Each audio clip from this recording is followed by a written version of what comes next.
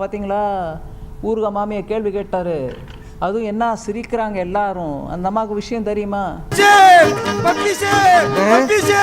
ஓ இது முன்னாடி ஒரு அசிங்கப்பட்டதே இல்லையாமா?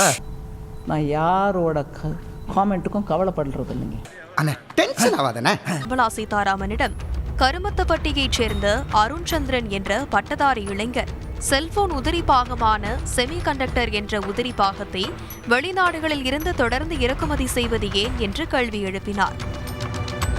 இதை கேட்டு ஆவேசமடைந்த நிர்மலா சீதாராமன் இது தொடர்பாக அரசு வெளியிட்டுள்ள குறிப்புகளை படித்து தெரிந்து கொண்டு அதன்பின் டெல்லி வந்து நேரடியாக விவாதம் செய்து கொள்ளுமாறு பேச பகுதியே பரபரப்பானது.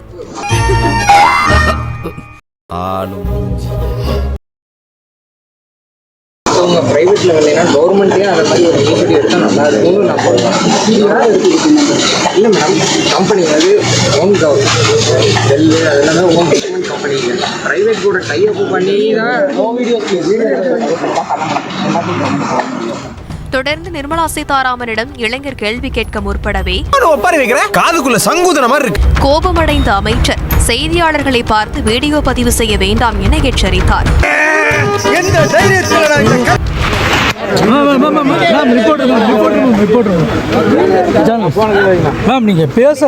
உனக்கெல்லாம் எவ்வளவு கொழுப்பு இருந்தா சொல்ல வந்தீங்க.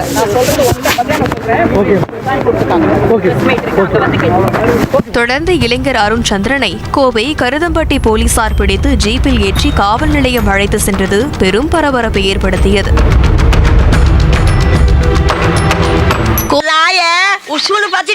அவ்வளவுதானே, பத்தி விட்டா போகுது.